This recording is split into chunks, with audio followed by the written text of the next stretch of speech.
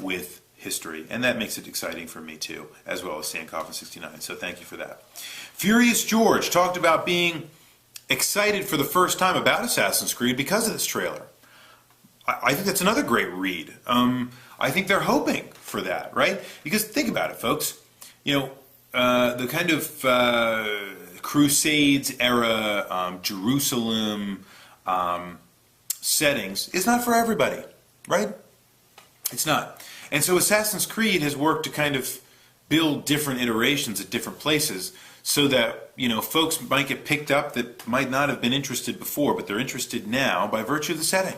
So maybe you have someone that wasn't really interested in Assassin's Creed before, but now they are interested in Assassin's Creed, a la Furious George, because of the setting. Because, look, it's Revolutionary War. This is great. This sounds really interesting. I would love to be able to walk around during the Revolutionary War and maybe affect the outcome, change things a little bit.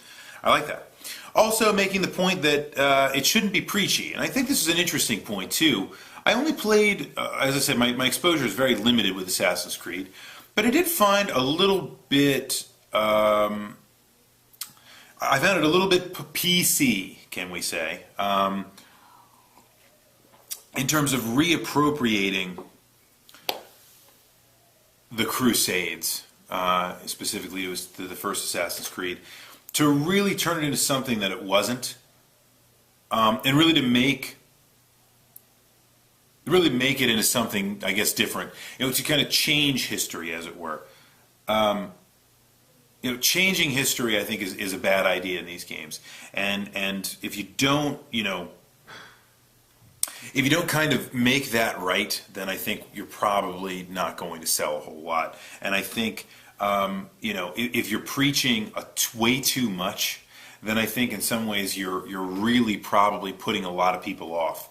That being said, I have no problem with them telling the story. I have no problem with them taking a certain vector for it. It just so happens that most of the time during these video games, folks that make them feel like they have to make some kind of grandiose statement about history. And I think that's where the big problem is. Maybe that's what you mean by preachy, curious, or furious, George. Listen to me. But no, I think maybe the issue really comes off because these games try to make some kind of point and statement about the period that I think is unwarranted or unnecessary. And let's hope that this one doesn't do that. I would just like to see, you know, kind of going through this Revolutionary War period and really enjoying the way that it gets treated. And I think that's exactly what it should be all about. Namekian made a good point that trailers really mean nothing because trailers don't show us the experience of the game. Trailers don't really show us what the mechanics will be like. Trailers might give us an idea of something that could be available. I've seen that before, you know, where you see a particular mechanic, a weapon or something that lets you know that, hey, there's probably going to be something like this involved in the game, which certainly makes things a little more interesting. So anyway, I think you're right. Trailers don't really mean much. I wasn't really asking you to tell me what trailers mean. In this question, I was just asking, what do you think about the Assassin's Creed 3 trailer? And, you know, was looking for kind of, would it make you, does it entice you? Does it make you think that, hey, maybe this is a game I want to buy? Namekian remains unimpressed, and quite honestly, I think that's a perfectly good read of the commercial and the trailer as well. Ace of Opus brings up a good point. I almost touched on this before, and that is that, you know, maybe the big picture is that they're kind of hoping that this could be kickstarting more period pieces, right? So Ace of Opus brought up the concept of the Medal of Honor, really starting the whole World War II shooter craze. Everyone and their mother was making a World War II shooter. I don't know how many times I stormed the beaches of Normandy in a video game, right? Now, you could make an argument that that's a very good thing. I mean, I'm not sure how many people, you know, would really be reckoning very well with history without being able to experience that right and firsthand in, you know, right there in the game. I think it's a great thing, you know, going through this not political, but world shaping, I should say, events, you know, in a video game. I think that's very powerful. And, you know, maybe Ubi is really hoping that this game will spark enough interest in the Revolutionary War period that they can continue to make games around that era, Assassin's Creed and otherwise, that will really, I think, boost the idea of, American Revolutionary War games. I think it's a good point.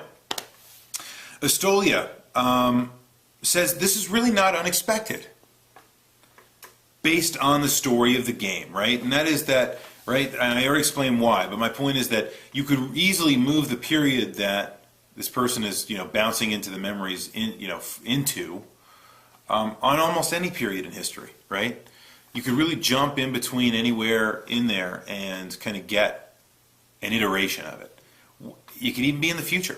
So, although they'd have to kind of screw with the formula a little bit at that point, because the future probably doesn't make much sense for the story arc. But that's not the point. The point is that should we be at all surprised that we're centuries ahead of where we were in the last game? Probably not. And I think it's a very good point. And I quite frankly, I have to say I agree. I think that the storyline definitely has kind of lended itself to making more and more iterations of this. Speaking of more iterations, Jabberwock referred to, really it's too soon to be seeing a sequel anyway. Why is this even happening?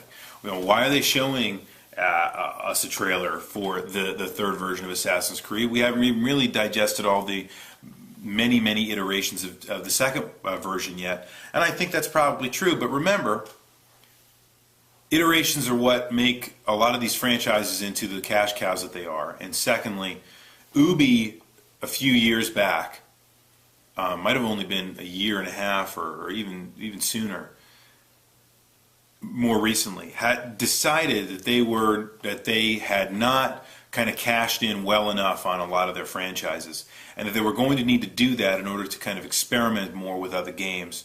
And this game in particular, this franchise in particular, Assassin's Creed, is one of those that I think they felt like was just a cash cow. They could continue to move things forward, a la Estolia's point. They can continue to move these things forward, and people would just keep buying them, and eventually they'd have, they'd be able to just pump out a game a year, and get people to continue to buy, a la Madden.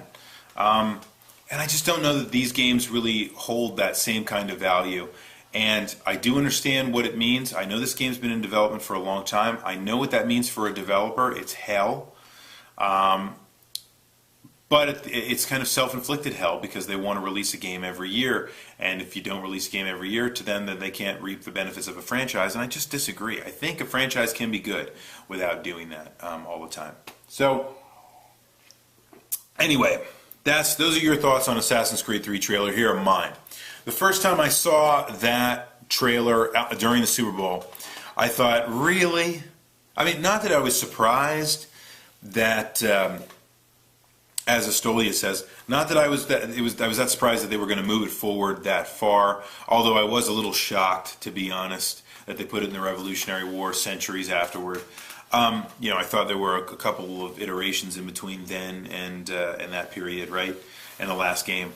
But in any case, I just kind of sat there and went, really? Is this really happening? They're going to put this in the American Revolution? It doesn't even seem to really fit the model. There's no place to jump around. It's not, he's horrendously out of place. Several of you mentioned this, right? You have the main character that's still with the, the big cowl, and he's got the hood, and he's, white, and it just, in something that looks perfectly in place in Jerusalem is not, during the Crusades, is not going to look anything but horrendously out of place during the American Revolution. It's just, there's no other way to say that, right?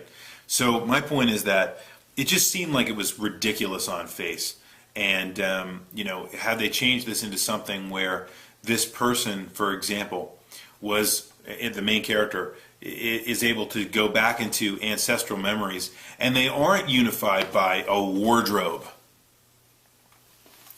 but are instead linked by events and happenings, then I could see that. Maybe you want to, you go back and play as someone in the Revolutionary War that happens to be an ancestor, but not necessarily someone that is an assassin. I think there are a lot of other ways to pull this off. In other words, I was a little bit kind of mum about it. But I'll tell you, I watched the trailer a couple more times, and I have to say, I think this can work, guys. I think it can work for all the reasons that you guys said it could too.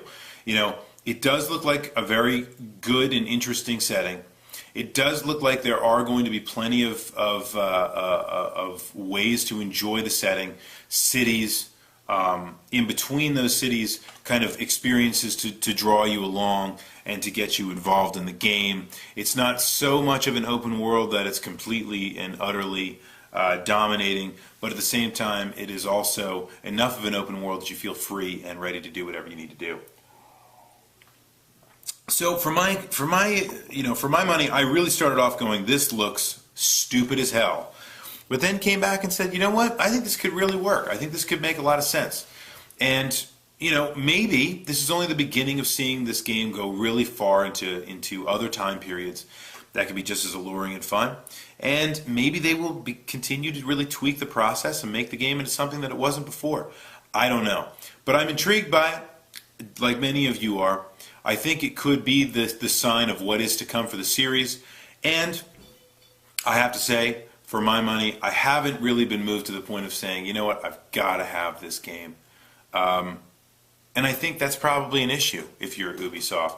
I haven't really been moved to say, yeah, I think I want to buy that yet. But, a trailer's a trailer. It's not the game.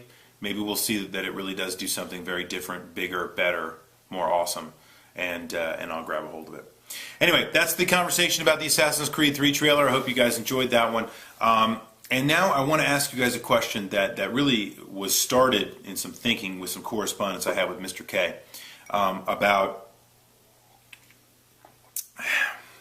the things that we enjoy, right? The TV shows, the films, the celebrities, the video games, the characters, all that kind of stuff, right? Because we think about it for a minute. Think about what it was like to enjoy a TV show 20 years ago. Some of you weren't alive then. Imagine that you were. 20 years ago, watching a TV show meant you had to have a TV. You probably had broadcast because those were the only, most of the original shows were on broadcast that were that kind of a wide audience that would get produced for long periods of time. But at the most, you had cable and you had a TV, right? And that's all you needed. You sit down at the same time, or you set your VCR, and you would watch that show at the same time every week. And the next week would come up, and maybe you'd buy a TV guide to read a little bit more about the characters, and maybe you'd go and get a biography of somebody that you liked a lot, or something, a celebrity or something like that. But the point is, now, fast forward to these days, everything looks very different. If you watch a TV show now, maybe most of you out there still do it the same way. You still just plug into the TV show and you leave it when the TV show's over and you walk away. The show is what it is. But I think that things have inevitably made the changes that they have, which has resulted in what I think Mr. K was talking to me about, and a suggestion that he had for the Weekly Wringer, which I'm taking up now. And it really focuses on the stuff that's out there on the web, the web-based stuff. Define that however you guys want to. Websites, Twitter feeds, Facebook, right? Wikipedia, IMDb, all these things that sit around the stuff that we like, whether it be video games, celebrities, movies, TV, whatever it might be. There is so much stuff now that a TV show can't be launched without a website, a Facebook page, a Twitter feed, blah, blah, blah, blah, blah. In other words, everything that's out there now has so many different ways to enjoy it, to interact with it, to become a part of it, that has very, very little, if anything, to do with the shows, the productions, the celebrities themselves. And that got me thinking about a question for the Weekly Wringer. And that is the question that I want to ask you guys for next week. Looks something like this. How does all that web-based stuff affect the things that you like. I know that's